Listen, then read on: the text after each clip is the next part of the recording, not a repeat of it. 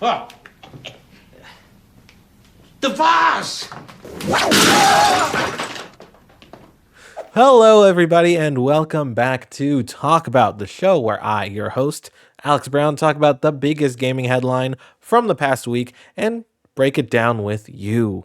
Of course, as you can see, if you did not watch the last episode, not the last episode, the last video I uploaded, it was a channel update sort of video where I talked about how I'm in a new space to make it look better. And also, hey, still working out the kinks. This is the first episode of Talk About that I am doing on this table, this set, this whatever you want to call it. So I don't really know how to have everything set. I'm looking at my confidence monitor that way. If you see me looking that way, that's what I'm looking at.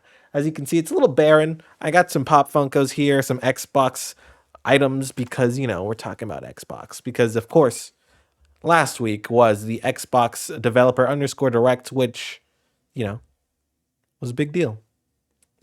Yeah, and that's what we're going to talk about today. Because also, if you did not watch the channel update video, Talk About has changed where I'm not going to be picking out several news stories from the past week. It's instead going to be just the one news story that I find very intriguing to me. Whatever I feel like I have the most to say about is the topic that the episode will be about. And of course, already mentioned, this episode is about the Xbox developer underscore direct for 2024. I'm assuming it's going to be an annual thing that they do every January. Maybe there's another one. Who knows? I think it's the only one for 2024 at least. So that's what we're going to be talking about today. But before we get started, in case you didn't catch that last video, I'll give you the quick announcement rundown real quick before we get started.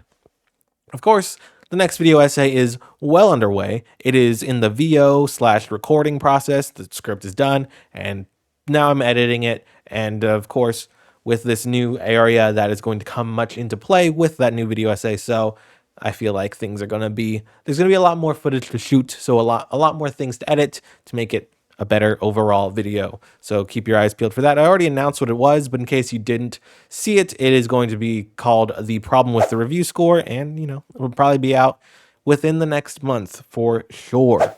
And the other thing that really was a big deal over there is that I launched a Patreon. Of course, as you know, I have been absent the past month, so I don't expect anyone to jump on that Patreon right away. But once the content starts flowing again, it'll be there right there for you if you want to support the channel directly and help me make this more of a full-time thing rather than something I just do when I have the time.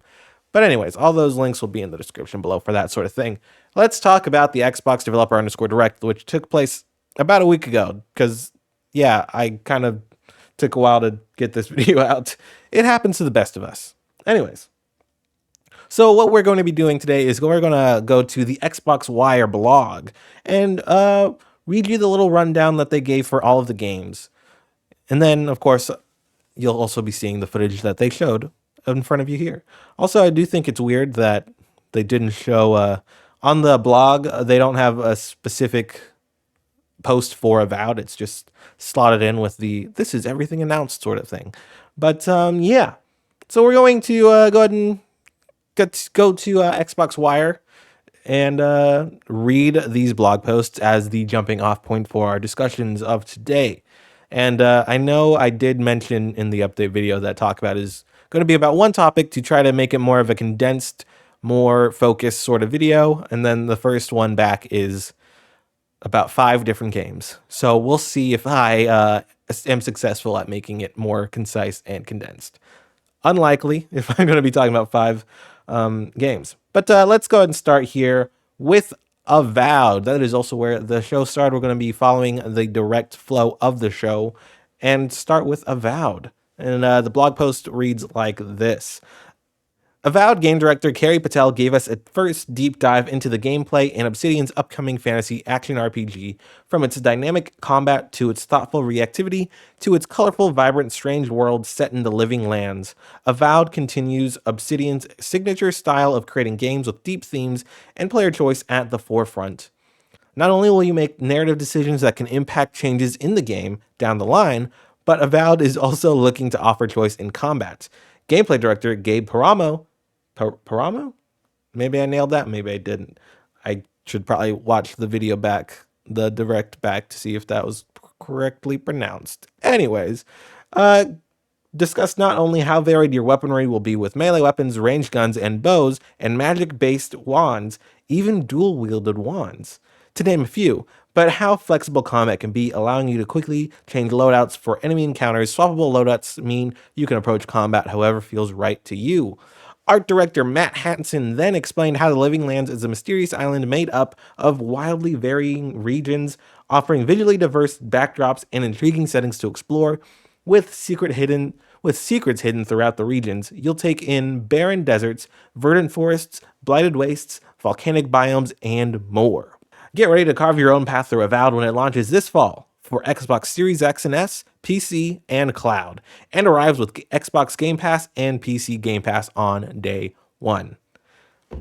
Okay, that was a lot. That was a lot. It was the most reading I think I'll do because everyone else, every other game in here got their own little post. I don't know why Avowed didn't. It's weird. But for Avowed is an interesting game because I'm very much excited for Avowed because of Obsidian. Obsidian, if you aren't familiar, is the developer of one of my favorite games of all time in Fallout New Vegas. They then went on to, of course, do The Outer Worlds, which I also thoroughly enjoyed. And then there's the whole thing about Avowed being this sort of big RPG that had the backing, the full backing of the Xbox first party-ness of them all behind it. And yet, based on everything we've seen so far, Avowed seems to be another Obsidian game, which isn't a bad thing, mind you, at all. But I feel like it's a far cry from what everyone was expecting from it when it was first revealed with the CGI trailer. Of course, CGI trailer, very different from an actual gameplay trailer. But I do feel like whether we did it to ourselves or we were misled, we were expecting more from Avowed rather than it being seemingly a game in similar scope to The Outer Worlds. We thought it was going to be Obsidian's big blowout RPG to rival those of Skyrim, but that does not seem to be the case. Let me look up something real quick.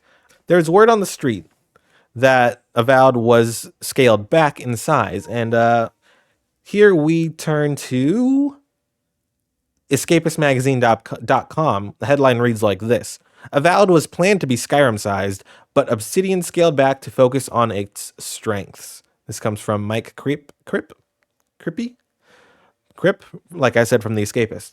Obsidian Entertainment made a big splash with its Avowed gameplay reveal at Xbox's Game Showcase yesterday. This was back then. Let me skim through this.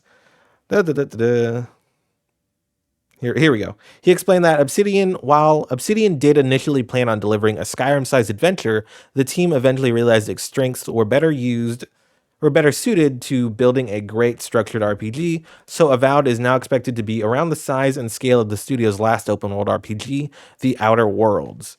This step back in scale is something that came naturally as the team honed in on smaller, more detailed stories and strong companion characters.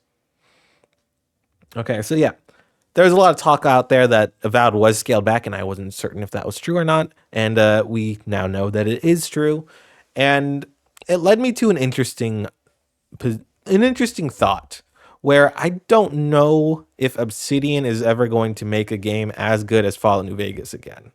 Which, hey, that's completely objective. If you've followed along for a while now, you know that Fallout New Vegas, like I said, one of my favorite games of all time. So it's going to be a high bar to reach, regardless of who you are.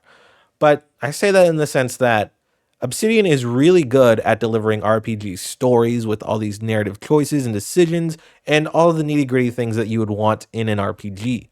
On the other side of this coin, the Fallout New Vegas coin, is Bethesda, where they have the grandiose scope, the openness, the vast array of things that you can do. In some cases, maybe it's too many things you can do that, makes the game feel a little scattered. But there's so many things you can do in a Bethesda RPG that you just can't do in an Obsidian RPG. I feel like Fallout New Vegas was a perfect blend of both of their strengths, where Fallout New Vegas used a lot of the foundation that was built in Fallout 3, and then it was built up more, even more so than Fallout 3 was because of Obsidian's writing. So I just feel like they just need to team up again. You know what I mean? Come on. Come on. That would be great. because I don't think Avowed is going to be that next big thing for me personally. I feel like I'm still going to enjoy it and love the crap out of it because, hey, I still like to make those story choices and talk to all of these companions and have impactful side quests, that sort of thing, which I'm sure Avowed will have. But I don't feel like it's going to have the things that will make me play this game for hundreds of hours. I feel like it's going to be like a 30-hour tops experience, and I'll enjoy it for what it is, but I wish it were more. But yeah, it looks cool, like I mentioned in the blog reading there, blog post. They showed off a lot of the combat, which includes dual wielding wands, which is pretty neat, and it does look like an upgrade from something like Skyrim because hey, that's the other open world first person RPG. So that's what we're gonna directly compare it to, of course. Where things like there's actual like parrying mechanics, like an actual one, or dodging, that sort of thing. All of the things that make the combat seem more refreshed than something like Skyrim is, which makes a lot of sense because Skyrim is over a decade old. So I'm looking forward to that. It comes out this fall, and it looks good. It looks good. Moving on to the next game they showed off, which was Senua's Saga Hellblade 2. They flipped the script there, and it's not called Hellblade 2 Senua Saga. It's Senua Saga Hellblade 2. Very important distinction. Follow along. Okay, so the Xbox Wire blog post reads like this. Since the release of Hellblade Senua's Sacrifice, Ninja Theory has transitioned from being an independent team to one that sits within Xbox Game Studios. Although this has seen change for Ninja Theory, particularly in terms of the support now available to us for striving towards our ambition, what has not changed is our passion and commitment to our studio mission to craft life changing art with game changing tech. This might sound like a lofty mission, but it is something we are proud to have achieved before in Hellblade Senua's Sacrifice, a game built in a space we called independent AAA, where we worked with the creative spirit and freedom of independent development, but strove for the type of high-end production values often only associated with AAA games.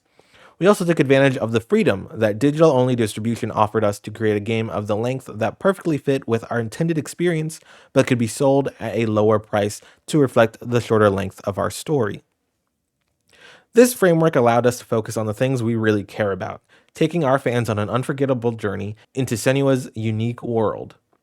In Senua's Saga Hellblade 2, our approach is the same. Although we are no longer an independent studio, our creative spirit has in fact been emboldened by our joining of Xbox Game Studios, and in this new chapter of Senua's life, we have been able to push our production values way beyond what we were able to achieve previously. So my message to players is that if you love Hellblade Senua's Sacrifice or enjoy narrative-led experiences of cinematic immersion, we are building Senua's Saga Hellblade 2 for you. Senua's Saga Hellblade 2 will be a game crafted from the heart, a game similar in length to the first Hellblade, with a focused narrative and sold digital only at the price of $49.99 USD. And you can once again expect to join Senua in understanding her world through perception puzzles led by her experiences of psychosis in brutal and visceral combat and in traversal gameplay. And then they continue to, talk more about the in-depth things of the game, and then they announced that the game is releasing on May 21st this year, 2024, which is the perfect time for it to come out, I feel like, because this game has been gestating for such a long time. It was revealed back in 2019 when the Series X was first revealed. This was the game that was announced alongside it, and it's finally here. I do find it interesting that it's going to be similar in length to the first game, which is fine. It's fine, right? There's nothing wrong with that. It's just let's talk about the good before I talk about the bad of it. I like the fact that Ninja Theory had not changed despite having all of this extra time and money and Xbox behind them. They are still who they are. Xbox didn't say, "Hey, you have to make this game bigger. You have to do this, this, that, and the other." They are still a Ninja Theory to their core, and they are following up with another Hellblade, which back then was a pretty big deal. I haven't played it me personally. I'm going to definitely before part 2 comes out, but it was a big deal then. So to know that they were able to just make Hellblade 2 the way they wanted to make the Hellblade 2 that they wanted is reassuring in like so many different ways, that Microsoft didn't get in there and go, "Hey, make this." I already said that. But it's nice to know that, yeah, it's going to be a true sequel and not a meddled with sequel. The thing that I am wondering about now, though, after having such a long development period on it, I don't know when Hellblade 1 launched. Let me go and do a quick looky loo at that. Okay, Hellblade Senua's Sacrifice was in 2017. 7 years later is when Hellblade 2 is coming out. So not of course they did come out with freaking what's that game that no one played or played for like a day or two with the combat. What's that game called? It's like cell shaded. In the editing, I'm already showing it, but I don't remember the name. It was the Ninja Theory game that no one played. I got all the Bleeding Edge. That's what it was. I got all the achievements in that game. It was a really easy game to get all the achievements in. They did make that game in between, of course, so we can't say that they've only solely been working on Hellblade 2 this whole time. But it is interesting that for the past 7 years, they have come out with a shorter game. Of course, all of that time was spent in like making the game look as good as it looks because this game looks insane, and developments into all of the like audio tech that they got going on, which I do feel like is something to be celebrated that they took this much time to like develop the tech to do certain things for this game. The way that they talk about it, how much they talk about how they're leveling up their binaural audio systems with just the singing or with the voices in Senua's head and extending that to the music and to everything, every sound is within the game. That sort of thing. It's the kind of technology that makes people think we could do better. So I am very excited for Hellblade 2, excuse me, for Senua's Saga Hellblade 2 to release for that reason. And it does I don't really have much else to say on it because like I said, I haven't played part 1, so I don't really know what else happens in these games, but I'm excited to find out because it looks amazing, and I'm sure it's going to be a big deal. Be a pretty big deal. I feel like that's going to be quite the head turner for a lot of people. A lot of people are going to be surprised by how good this game is. I feel, having never played the first one, of course. But what was I about to say? It is an interesting thing though, where this game, once it releases, what the hell is Ninja Theory working on next? you know because for the longest time it's just been like I said 7 years. For the past 7 years, probably 6 years because they didn't probably announce Hellblade 2 immediately. I don't know exactly, maybe 5 years. For the longest time it's just been like Xbox acquired Ninja Theory and now they're working on Hellblade 2. That's going to be a cool time. Hellblade 2 is about to come out this year in a few months. What are they doing next? Do you think a Hellblade 3 is in the on the horizon? I don't know. I haven't played Hellblade 2, so I don't know how it ends, if it's a cliffhanger or not. You think Bleeding Edge, maybe? Who knows? I don't know what. But it's going to be interesting that we're going to come upon a time where we have mysteries again. Because similar to the PS5 launch, we had all of those announcements of like God of War Ragnarok, Horizon Forbidden West, Spider-Man 2, and now we are in a sort of I don't know what's coming next for PlayStation, period. We can assume Ghost of Tsushima 2. We can assume The Last of Us Part 3. We can assume, well, we know Wolverine at some point, but there's a lot of question marks on the PlayStation side that Xbox doesn't currently have because we all know what's coming out. But once these next slate comes out, starting with Senua Saga, what's next? Fable? Perfect Dark? Okay, there's still a lot. There's still a lot. There's still a lot left on the horizon. Xbox they got a lot going on still. Um, is it because they have 1,000 studios under their belt? Absolutely. Good for them. Okay. But yeah, that's all I have to say on Hellblade 2. Excuse me, I beg my pardon. Beg my pardon. I beg your pardon? I beg my pardon. Senua Saga Hellblade 2. Moving on next, though, we have Visions of Mana, which I'll be honest, I don't really have much to say because I didn't know what this game was. I heard about it one time, and then it was here, and I was like, oh, that's neat. It was a little surprise where they're like, oh, new visitor, and then it was this game, which I will say I am glad that it was shown here because I was under the impression it was one of those turn-based RPGs that I would not touch, but it's not. It's an action RPG with a cool little art style. I don't necessarily think it's something I'm necessarily interested in, not at this moment in time. It did show very well, for that sort of game. Not really my thing though. If it comes out and people are like saying it's the best game ever made, of course I'm going to check it out.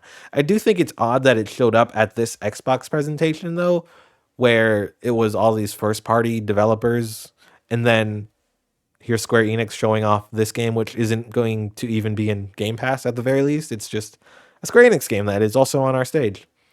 I just thought that was interesting. I don't really have much to say on it. Apparently, the Of Mana series is a really long running franchise, so I'm sure people are excited. I'm glad it was here though, because like I said, it does expose people to a new game that maybe they didn't really pay attention to before, but since you're here for Indiana Jones, you saw it. The next game at the Xbox Developer Underscore Direct that was shown to us was Ara, History Untold, which it's another one of those. I don't really have much to say on this game because it's not my genre, or not my type of game. Definitely not my genre. It's one of those strategy games like Civilization. Not really for me. So I don't really have much to say other than I liked what they showed, you know? Like it sounds like it's a good game. Having no point of reference for those type of games, it sounds like it's doing all of the right things. And again, I do like that it was here because, like I said, showing it in front of Indiana Jones, the game right before Indiana Jones as well, it got a lot more eyes on it than it would have in any other scenario, I feel. So a lot of people, if they saw just one thing that made them go, interesting about Ara, then they could, hey, download it on Game Pass to see if this just to try it, see if they are into it. And that's what this presentation, this little showcase did for me of this game, where it was like, hey, I don't think I'm going to like this, but it sounds kind of intriguing. Everything they're saying all of the right things. So maybe I'll check it out for like an hour or two. Will I stick around after that? Who's to say? But I would definitely check it out because it sounds interesting. But I don't really have anything else to say other than that. So we're going to move on to the closing game, which is, of course, arguably the biggest game that was shown here. So we're going to turn back to the Xbox blog for this, Xbox Wire. Actually, it took us to the Bethesda blog. All right. Indiana Jones and the Great Circle gameplay reveal. Become the legendary archaeologist in Indiana Jones and the Great Circle, the new first-person action-adventure game from Machine Games in collaboration with Lucasfilm Games and executive produced by Todd Howard. The new journey starring the legendary archaeologist comes from the award-winning team at Machine Games, the minds behind Wolfenstein: The New Order and Wolfenstein: The New Colossus. Notice how they purposefully left out Wolfenstein Youngblood. In collaboration with Lucasfilm Games and executive produced by Bethesda Game Studios is Todd Howard. Indiana Jones and the Great Circle is coming later this year to Xbox Series X and S and PC and will be available day one on Game Pass. Check out the full announced blah blah blah yada yada yada. This is telling me to watch the trailer. It's playing in front of me, I'm sure. Set between Raiders of the Lost Ark and The Last Crusade. By the way, this is how I learned that Temple of Doom takes place before Raiders of the Lost Ark. I did not know that. And I grew up watching Indiana Jones, and I never figured that out. Weird. I know. Maybe they should have been more clear on that. Am I the only one? Let me know in the comments below. Anyways, Indiana Jones and the Great Circle is a first-person single-player adventure that will take you all over the world, uncovering clues and solving an ancient mystery. Become the adventurer in a race against sinister forces. Your journey will take you from the hallowed halls of the Vatican and the arid deserts of Egypt to the lush and sunken temples of Sukhothai. I don't know if I can pronounce that correctly. And the frigid peaks of the Himalayas. Our game is about putting you in the shoes of an iconic hero, says design director Jens Anderson. Since we are doing this mostly in first person, you have the chance to truly become Indy. First person makes you part of this world, allowing you to explore and experience things more intimately. What will you do when you're dropped into this adventure with your wits and your whip? The world of Indiana Jones is a world with mysteries around every corner, where you're racing against the clock and outsmarting your enemies as you hunt down artifacts. From their approach to crafting unique and believable stories and characters, to their over-the-top and unforgettable set pieces, Machine Games is the perfect studio to bring Indiana Jones to modern gaming. It's like two pieces of a puzzle that just fit so well together, says senior animator Rebecca. Your name is now put onto the screen because I cannot pronounce that. We have big, sometimes crazy ideas that seem insane on paper, but they meshed really well with the franchise. You've got this amazing adventure that digs into the heart of the character and shines a light on all of the things that make people fall in love with him in the first place. And then you've got these big, complex set pieces that just fit really well in there. Our DNA and the pillars of Indiana Jones just came together so naturally. And then they go on to talk about how they just can't wait for everyone to experience what they've been working on. And Indiana Jones and the Great Circle is slated for later this year, probably the November slot, because it's a pretty big deal. November, October, one of those. Those are usually the big months for the big IP games. Really just the big games, not really necessarily IP games. Star Wars came out in May last year. Came out in April last year, I think. Either way, I'd imagine October, November. But yeah, let's talk about Indiana Jones, shall we? There was a lot shown off for Indiana Jones, as you all know. You all saw it.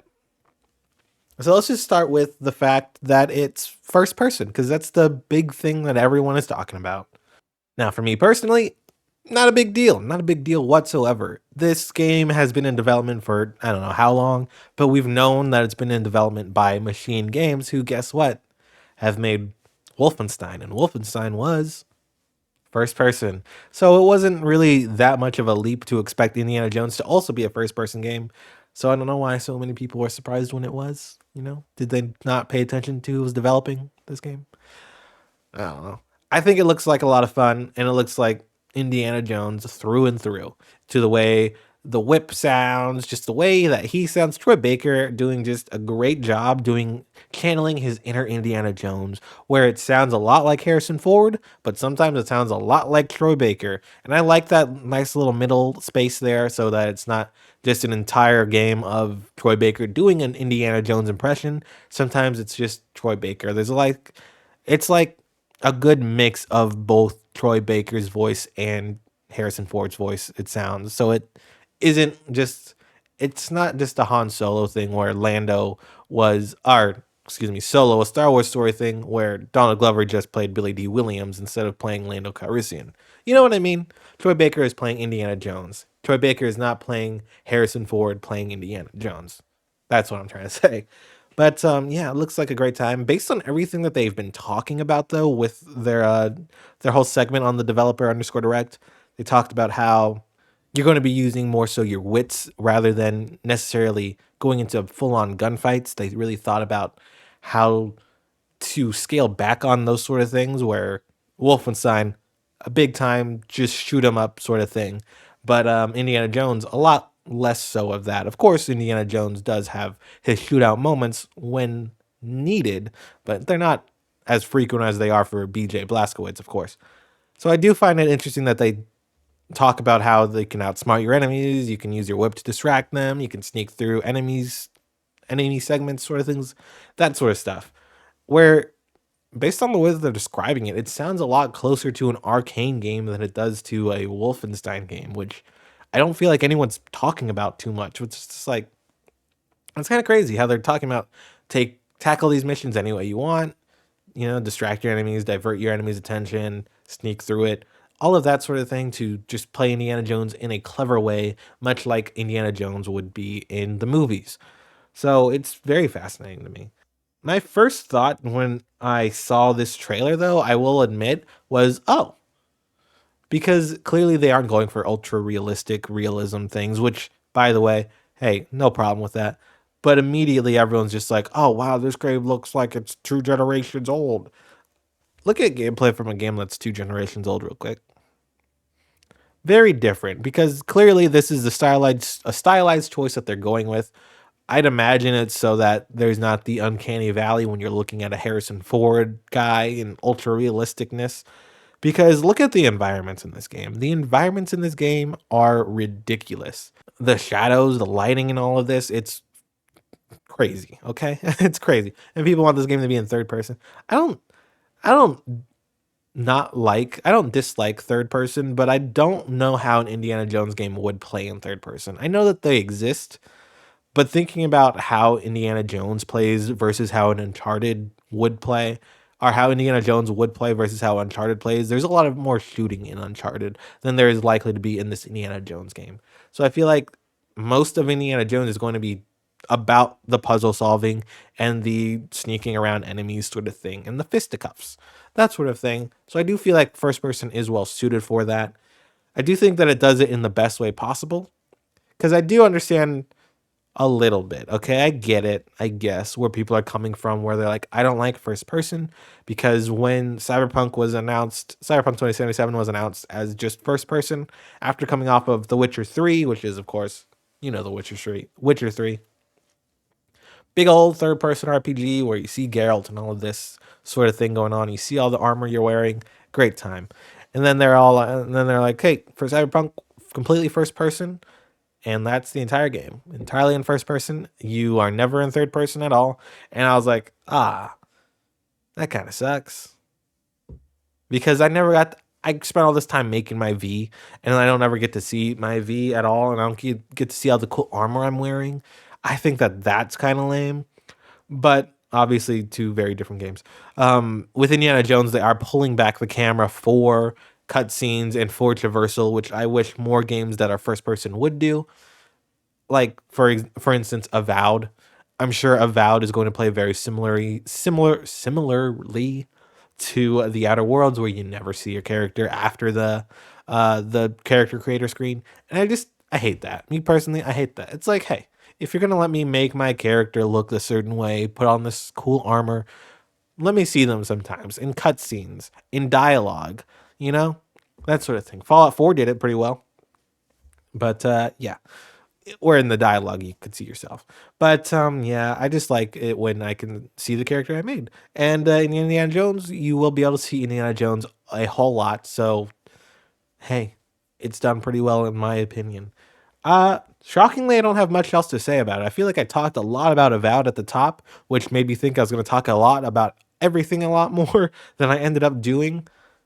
But hey, that's all for the best because it'll be easier to cut this down to a 30-minute. How long has this been, by the way? I'm at 37 minutes right now, so pretty good time. I do want to go ahead and talk about the developer underscore direct as a whole real quick though, where I like this presentation form. I like getting that little stage set. I like getting the stage set for Xbox at the beginning of the year, where everything that they show here is going to release in 2024, same as in the first developer underscore direct. Everything they announced there was announced in 2023.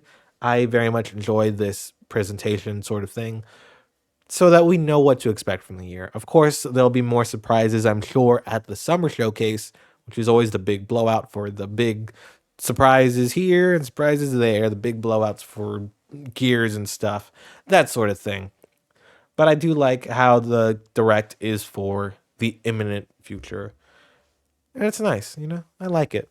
I like it. I like that it gives the developers more of a voice, lets the developers talk about the things that they're passionate about. I didn't mention it earlier because I forgot, because I didn't say much about the game. But what I really liked about the Ara History Untold section is that the developers love what they're doing. It's so clear that they are passionate about what they're talking about. And that just oozes off on me a little bit. To where that's what gets me like, hey, maybe I'll check it out. To hear so many people talk so high on the game, to have that kind of care for what they're making, it makes me go, all right, you got me. I'll check out what you guys are making. Why not? You guys seem like you know what you're doing. So I really like the fact that the developer underscore direct is directly focused on the developers of these games. I guess that's why it's called that. But yeah, and I feel like more companies, developers should do this because I feel like having the people talk on their own games makes it so much better of a sell for me because like I said, they're passionate about it. They aren't just like, hey, we have to sell X amount of copies. And with Game Pass as well, they don't care about how many copies they sell. So it is more so than other places. It is more passion than about the bottom line when it comes to some of these games. Like Ara History Untold, I don't think that game would get this sort of coverage in any other capacity. But since it's on Game Pass, hey, here's some more coverage. Senua Saga Hellblade 2, I don't think it would be allowed to be as short as it is, a $50 experience, if it were on any other platform. Not when they've put this much time and money into it, at least. But on Game Pass, it makes it all make more sense for them. And I do want to touch on, now that I'm wrapping up, the whole digital only of Senua Saga Hellblade 2. Not a big deal. The first game launched digital only, if I remember correctly, and then it came out with a physical edition later. And like I said, Ninja Theory is still Ninja Theory to their core. So I wouldn't be surprised if Senua Saga Hellblade 2 comes out with the physical edition later, similar to the first one. But correct me if I'm wrong about that, by the way. But yeah, I don't see the problem with it. A lot of people are up in arms about it. If you're playing it, you have either a PC which doesn't take discs, or you're playing it on Xbox which has Game Pass. So why would you get the physical edition in the first place? Me personally, at least. I know that might be a whole thing for some people, but not a big deal to me whatsoever. But yeah, and just because I don't have any other outlet to say it, I'm gonna do a little quick little bite of news about Pal World, because Pal World is taking the world by storm. And I just wanted to touch on it for a second. As you know, if you watched the update video, I said I was going to stream this past Saturday. I didn't, because initially I was going to stream Pal World because it was Pokemon with guns. That was the big thing that I had seen about this game leading into it. And then it came out and everyone was playing it. Like every single person ever was playing it. And I was like, optics wise, it doesn't make sense to try to stream this game. I thought it was going to release and be this little like underground sort of thing, but everyone's playing it. So it didn't really make much sense for me to try to stream that against the thousands of other people who were streaming it. So I didn't. And then I just, based on everything I saw from it when it released, I was like, you know what? I don't think I like the look of this game after all. I don't think I want to stream it. So I didn't, and then I just played a bunch of Cyberpunk that night. And then I didn't want to stream Cyberpunk because, come on, I'm so far in that game, people get so many spoilers. But what was I saying? Yeah, Pal World, I just didn't like the look of it because the UI looks terrible. You know, it's so weird that people the other week were talking about Suicide Squad's UI, which I can now talk about because the NDA, they lifted it for the alpha. I played the closed alpha. Hello, how are you? I never had an issue with the UI in Suicide Squad. And a lot of people took issue with it from that one screenshot that was going around.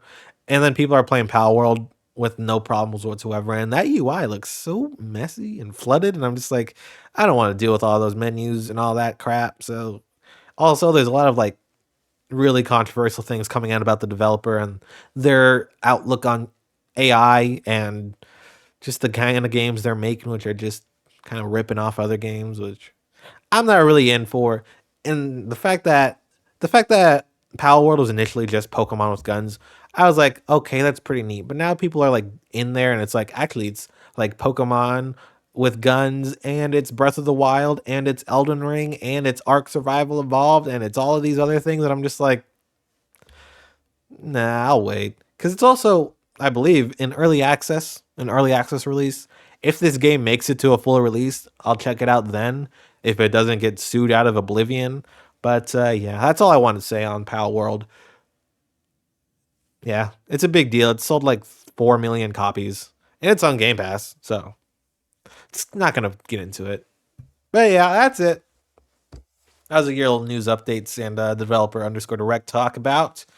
I don't remember how I end these videos because, of course, as you know, this is my first full scale video back in this space. I don't know if you could tell, I need to work out some things with the lighting in here and maybe a better camera. A few things that still need to be worked out in here. But I'll get there when we get there. You know what I mean? We're all working out the kinks. Um, yeah. How do I end these? How do I usually end these for real? I don't know. I don't know. I really don't know. I should have watched one of my old videos before I went live on this. I guess stay safe. I'm not going to say the next part because I think there's something else I'm supposed to say.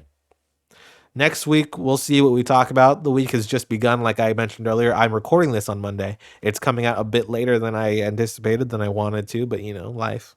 Um, so the week has just begun. I don't know what sort of news will come out.